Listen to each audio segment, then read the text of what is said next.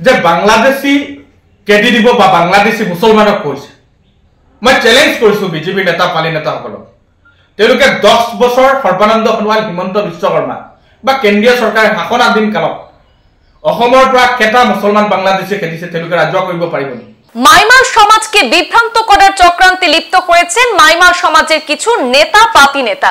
মাইমার সমাজকে নিয়ে ললিপপের রাজনীতি করা হচ্ছে আজ এক সাংবাদিক সম্মেলন করে বিস্ফোরক মন্তব্য করেন আসাম জাতীয়তাবাদী যুব ছাত্র পরিষদের নেতা কবির উদ্দিন লস্কর তিনি বলেন মাইমার সমাজকে খিলঞ্জিয়া প্রদান করা হবে বলে ললিপপ দেওয়া হয়েছে সংবিধানে এরকম কিছুই নেই মাইমার সমাজকে যে খিলঞ্জিয়া সংজ্ঞা দেওয়া হবে মাইমার সমাজের প্রতি আহ্বান করেন যে তারা যেন সহজ সরল মানুষ তাদেরকে নিয়ে নেতা সাজার চক্রান্তে লিপ্ত হয়েছেন অনেকে বলে মন্তব্য করেন আসাম জাতীয়তাবাদী যুব ছাত্র পরিষদের নেতা কবির উদ্দিন লস্কর শুনে নেব ওনার মুখ থেকে বিস্তারিত আগন্তুক লোকসভা নির্বাচন আর নির্বাচন সম্মুখত রাখি আমার বরাক উপত্যকাত বিভাজনের যে রাজনীতি এই রাজনীতি আমার পরিলক্ষিত হয়েছে অসম জাতীয়তাবাদী যুব ছাত্র পৰিষদৰ আপোনালোকে আটাইবিলাকে জানে বৰাক উপত্যকাত আটাইবোৰ জনগোষ্ঠী আটাইবোৰ ভাষা-ভাষীৰ মানুহে আমি বসবাস কৰি আছো আৰু সকলো সময়তে আমি নিৰ্বাচনৰ সময়ত আমি নিৰ্ণায়ক ভূমিকা লওঁ আৰু ইতিমধ্যে বৰাক উপত্যকাত যেটো বিভাজন বুলি কৈছো এই বিভাজন হৈছে মাইমাল সমাজক লৈ একাংশ সাম্প্ৰদায়িক ৰাজনৈতিক দল আৰু মাইমাল সমাজৰ কিছুমান চেলা চামুণ্ডা বা নেতা পালি নেতাই মাইমাল সমাজক প্ৰকৃততে ললিপপৰ যেটো ৰাজনীতি এই ৰাজনীতি তেওঁলোকে হুমাই পেলাই কৰিবৰ কাৰণে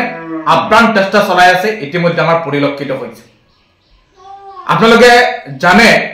দশক ধৰি বৰাক উপত্যকাৰ হিন্দু মুছলমান সকলো জাতি জনগোষ্ঠীৰ মানুহে নিৰ্বাচনৰ সময়ত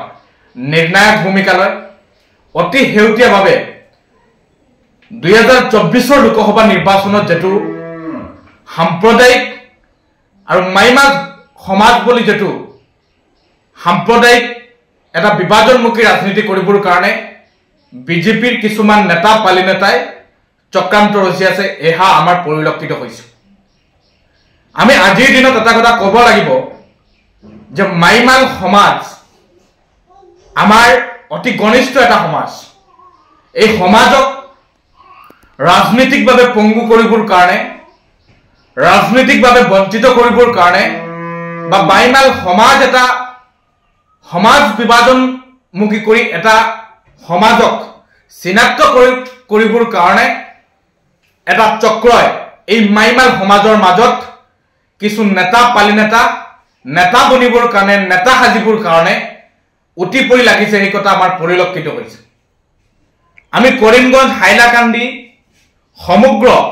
বৰাক উপত্যকাৰ মাইমাল সমাজক আমি আহ্বান জনাইছো যে আপোনালোকক কেৱল মাত্ৰ ব্যৱহাৰ কৰিবৰ কাৰণে আপোনালোকৰ নাম লৈ ৰাজনীতিক নেতা হ'বৰ কাৰণে সমাজ সেৱক সাজিবৰ কাৰণে একাংশ আপোনালোকৰ মাজত নেতাসকলে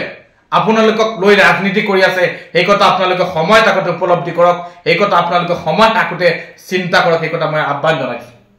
অন্য হাতেদি ৰাজনৈতিক ক্ষেত্ৰখনত আপোনালোকক বিভাজন ৰাখিবৰ কাৰণে আপোনালোকক ডিপ্ৰাইভ কৰিবৰ কাৰণে আপোনালোকক বাগবাগ কৰিবৰ কাৰণে মাইমাল সমাজ বুলি আপোনালোকক কিলঞ্জিয়া অধিকাৰ বা কিলঞ্জিয়া বনাই দিয়া হ'ব বুলি মুখ্যমন্ত্ৰী বিজেপিয়ে কেৱল মাত্ৰ টুপুনি দিয়া আছে এই কথা আপোনালোকক কৈ দিব খুজিছে ভাৰতবৰ্ষৰ সংবিধানত কতো নাই যে মাইমাল সমাজক আমি কিলঞ্জিয়া দিম আৰু কেন্দ্ৰীয় চৰকাৰে অসম চৰকাৰে সংজ্ঞা নিৰ্ধাৰণ কৰিব পৰা নাই যে কিলঞ্জিয়া এটো জানে গোষ্ঠী কিলঞ্জিয়া অমুক মানুহ কিলঞ্জিয়া তমুক মানুহ তেতিয়াহে মাইমাল সমাজক কেনেধৰণে কিলঞ্জিয়া বনাই দিয়া হ'ব বা মাইমাল সমাজক কেনেধৰণে কিলঞ্জিয়াৰ অধিকাৰ দিয়া হ'ব সেই কথাবিলাকো হাস্যকৰ আমি আপোনালোকক আহ্বান জনাইছো যে আপোনালোকে এটা কথা চিন্তা কৰিব লাগে যে আপোনালোক এটা জনগোষ্ঠী এটা জনজাতি আপোনালোকে তেতিয়াহে এতিয়ালৈকে কোনো সংবিধানত কোনো এটা আৰ্টিকল নাই যে আপোনালোকে মাইমাল সমাজে কিলঞ্জিয়াৰ অধিকাৰ পাব আপোনালোক কিলঞ্জিয়া বুলি সংবিধানত আপোনালোকে কোনো দিব হিমন্ত দিব পাৰিব নেকি বিজেপি চৰকাৰে দিব পাৰিব নেকি বা আপোনালোকৰ মাজত দুই এটা নেতা পালি নেতা হ'বৰ কাৰণে নেতা সাজিবৰ কাৰণে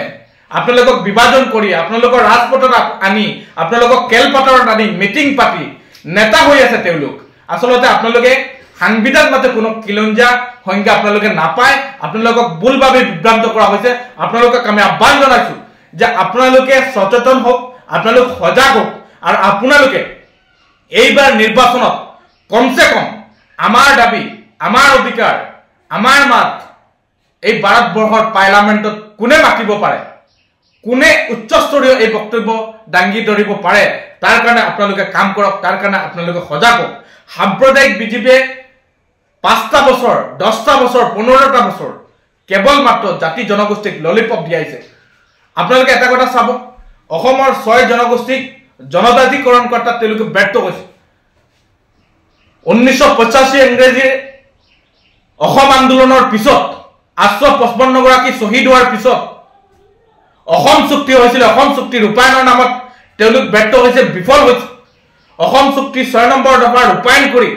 অসমৰ মানুহৰ সাংবিধানিক অধিকাৰ সাব্যস্ত কৰা হ'ব বুলি বিজেপি চৰকাৰে কৈ থকা এইখন বিজেপি চৰকাৰে অসম চুক্তি উলংঘা কৰি সংবিধান উলংঘা কৰি